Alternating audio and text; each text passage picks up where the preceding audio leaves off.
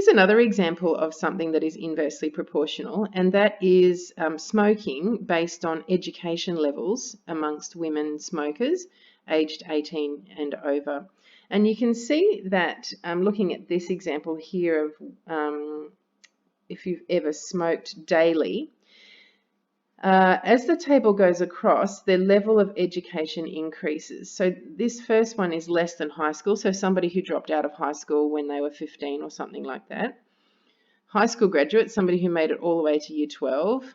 Some college, so got into university but didn't finish university. And then college graduate, so a university graduate. And you can see that when women with these education levels are over 18, as in they're fully grown adults, they're not still high schoolers. But if the woman had less than a high school level of education, there's a 73% chance that she will have ever smoked daily in her life, as in been a regular smoker. Of the 13,000 people who surveyed, if there was a high school graduate education, the percentage drops to 66%. Some college means the daily percentage smoking drops to 55%. So 55% of women who were surveyed who had some college were daily smokers. Whereas with college graduates or university graduates, the percentage drops down to 41%. So you can see that there's a huge difference between whether you have ever smoked daily and the level of your education.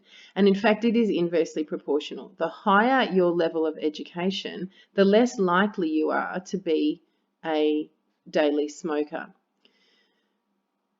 This particular survey was conducted amongst women in America, but there have been many surveys to show the same trends happening in other countries, as well as amongst men. Why is this particularly important for women? Well, we talk about women's education being important, and this is one of the features, one of the aspects of why women's education is important. There is a link of some description between being educated and not being a daily smoker. So perhaps one could suggest that the more highly educated a woman is, the more likely she is to not smoke and thus increase her general overall health. So there you are, there's a little bit of an interesting link that is inversely proportional. Another one that's a little bit more theoretical is when we're talking in chemistry, for example. I don't know whether you've come across the law PV equals nRT. So pressure times volume equals the number of moles times the constant times temperature. So if we keep all of these constant, so it's a closed system at a fixed temperature, then pressure and volume are inversely proportional. So this becomes a constant, which means if we increase pressure, we have to decrease volume. If we increase volume, we have to decrease pressure. So pressure is inversely proportional to volume in that context. Having a look at the example in the booklet that you've got there, a chocolate factory receives an order for 100,000 pieces of licorice. One machine can make 1,000 pieces of licorice per hour, which means that one machine will take 100 hours to fill the order. If a second machine is used as well as the first one, then it takes 50 hours to make the order. By doubling the number of machines, the time taken is halved.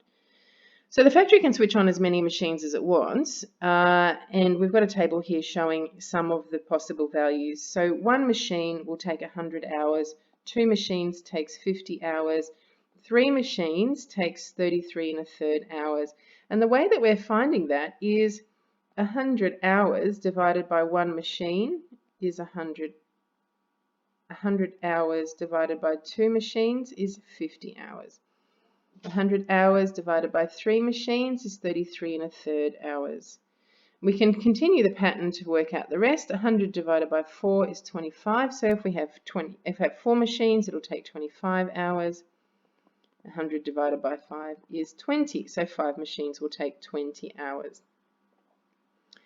And when we plot that data on a set of axes, we can see this nice curved shape, which is called a hyperbola or an hyperbola, We can put in the extra values that we've just calculated, 4 and 25 and 5 and 20. The rule that's connecting them is that the time taken to fill, the order is 100 hours divided by the number of machines required. So we can see that T is inversely proportional to M. So T is proportional to 1 on M is the way that we would say that. How do we show that these variables are inversely proportional? Well, basically what we can do is multiply them together. Multiply the y coordinate by the x coordinate, and that's 100. Do it for the next one. Y is 50, x is 2, multiplied by equals 100. 33 and a third times 3 is 100. 25 times 4 is 100, and so on. Because these are all equal, then we can, or all the same rather, we can say that the variables are inversely proportional. So there's some exercises in 1B for you to go and do. See you in class.